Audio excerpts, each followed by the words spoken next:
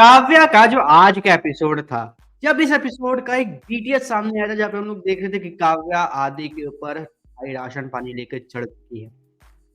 उस वक़्त एग्ज़ैक्टली उस वक़्त जिस तरीके से एक मतलब बाढ़ सी आई थी काव्या के अगेंस्ट में कि भाई क्यों काव्या हमारे बेचारे आदि के ऊपर बरसती रहती है। आदि को अबला मर्द बना दिया गया है, अबला मासूम। बहुत सी ऐसी बातें आ रही थी, बहुत सी 1 2 3 4 5 नहीं, दर्जनों के हिसाब से ऐसे कमेंट्स आ रहे थे, ट्विटर पे बातें चल रही थी। बट आज जब एपिसोड देखा होगा तो क्लियर हो गया होगा कि क्यों आखिर हमारी काव्या बंसल बरस रही थी।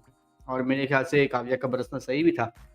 वो इतने ज्यादा गुस्से में थी कि उसको समझ में नहीं आया कि वो क्या क्या बोल गई। उसने ये तक बोल दिया कि निकल जाओ। समझ आ गया होगा कि काव्या के गुस्सा और टेम्परमेंट का क्या कारण था, जो उस पर सब लोग मतलब अलग से बरस रहे थे काव्या को। अब चलो आते हैं एपिसोड के ऊपर। सबसे पहले हमारी सर जी, ओफो भाई साहब, ये कैरेक्टर ना बड़ा प्यारा सा, बहुत क्यूट सा है।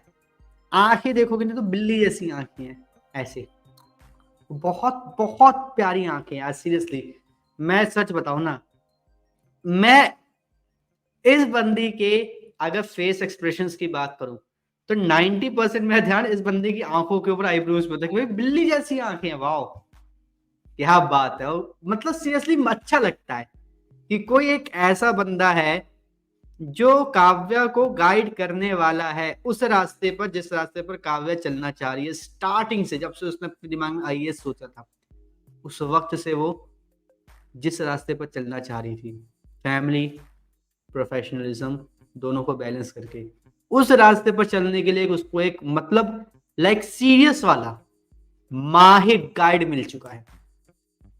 और जिस तरीके से गाइडेंस मिल रही है काव्या को, आई होप काव्या जो अपनी लाइफ में अब सभी डिसीजन सोच समझ कर काफी सही तरीके से ले, क्योंकि मेरे अकॉर्डिंग आदि एक परफेक्ट चॉइस स्टार्टिंग से था, है और लाइफ टाइम रहेगा। और यही बात सर जी ने भी कही, हमारी सुपर बॉस। क्योंकि यार ये एक मतलब पॉइंट ऐसा था जिसको काव्या बताना तो चाहती है, बट वो चाहकर पता नहीं क्यों बताती नहीं है, बता नहीं पाती है। अब मैं उसको देखकर काफी ज्यादा मतलब शॉक्ड था, हूँ और अभी भी रहूंगा कि आखिर काव्या क्यों मतलब इन सब बातों को लेकर इतना ज्यादा एक मतलब थोड़ी सी ना कंजर्व्ड सी फील करती है। पता नहीं क्यों।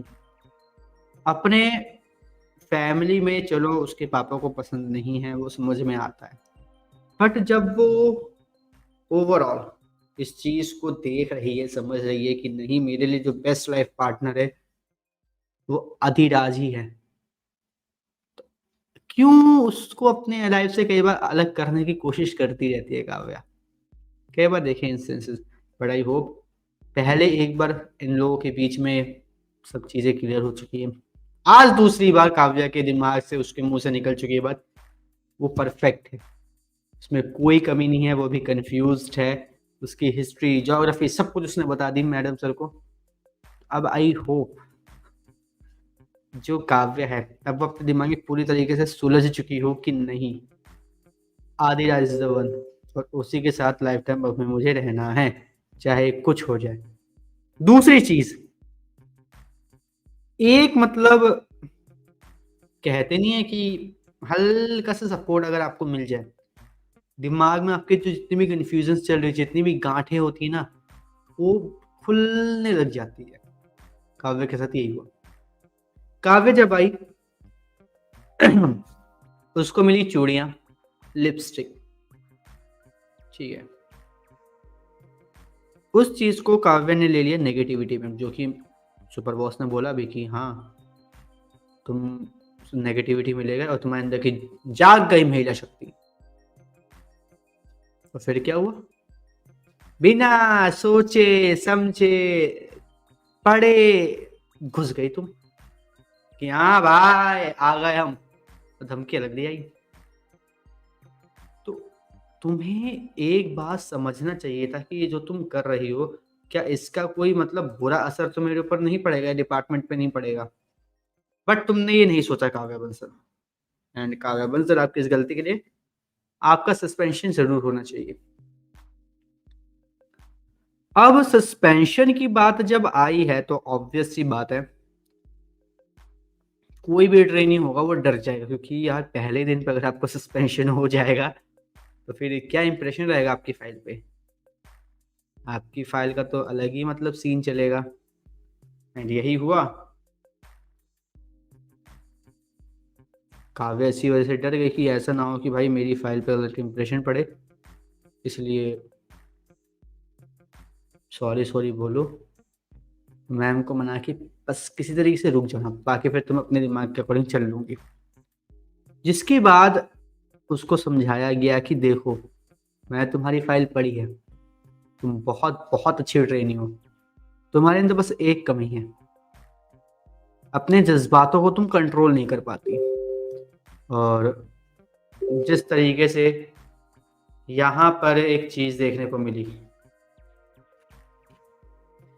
कि यहाँ पर एक जो गांठ दिमाग में चल रही थी काव्या के कि यार मैं वहाँ पर गई, मैंने वहाँ पर क्या ये सब किया, क्यों कर दिया, किस लिए कर दिया, वो गांठ खुलनी शुरू हुई। तो धीरे धीरे धीरे धीरे गांठ पता है कहाँ जाके रुकी? वो रुकी उस जगह पर जहां पर ये बताया गया कि भाई तुम जब गई तुम्हारा सब कुछ ठीक था, बट यहाँ पर है एक मुखबिर जो उनको पहले ही इंफॉर्मेशन दे देता है कि रेड पड़ने वाली है। तो वो सब कुछ गायब करके कभी किसी चीज़ की, कभी केमिकल की फैक्ट्री, कभी डिटर्जेंट की फैक्ट्री, कभी किसी चीज़ की फैक्ट्री बना देते हैं।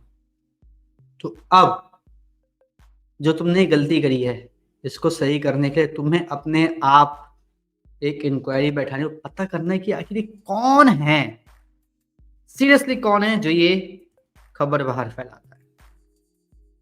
बस चालू काव्या। बट यहाँ पे जाते जाते एक और बात बोली, तुम्हें पता है यहाँ पे सब की नजर है, सबके ऊपर, सब चीज गौर की जा रही है, सब कुछ ध्यान रखी जा रही है। पहले दिन ही गिरिराज प्रधान का आना, सिफारिश लगाना, गिरिराज प्रधान का लड़का आएगा, वो तुम्हारे कमरे में है, तुम्हारे कमरे को सजा रहा है, समझ रही हो ना। यहाँ पे अब काव्या का माइंड गया आदि के ऊपर। एंड मुझे नहीं पता कि आखिर आदि को ये बात क्यों नहीं बताई काव्या ने कि गिरिराज प्रधान ने यहाँ पे आकर उसकी सिफारिश की थी कि जाके वो रेड मारे। अब देखते हैं कब खुलता है। बट यहाँ पे आदि और गिरिराज प्रधान के बीच में छोटी सी कन्वर्सेशन आया है, मजा सा आ गया। और जब आदि ऐसे पिल्लोस फेंक रहा था उस टाइम पे आदि प्रधान ऐसे जो पकड़ता है और यहाँ पे जो कैमरे का शॉट लिया गया था, वाह। मतलब कई बार कैमरे के शॉट्स बहुत ज्यादा बकवास होते हैं, कई बार इतने अच्छे होते हैं कि भाई दिल आ जाता है। सीरियसली मैं आज तक एक शॉट की तारीफ करता हुआ आया हूँ और आज भी करूंगा। जब काव्या गिरी थी और आदि उसको बचाने से जो ऐसे मतलब एक रोटेशन में लिया गया ना भाई, मुझे बड़ा मजा आया। तो चलिए अब मिलते हैं आपसे अब कल काव्या के एक और एपिसोड के रिव्यू के साथ। तब तक के लिए आप हमें कमेंट करके जरूर बताइए कि आपको आज का एपिसोड कैसा लगा, और काव्या के आने वाले सभी एपिसोड के रिव्यू से जुड़ाने के लिए चैनल को सब्सक्राइब कर लीजिए, बेल आइकन को दबा लीजिए ताकि आपसे मिस ना हो काव्या के आने वाले किसी भी एपिसोड का कोई भी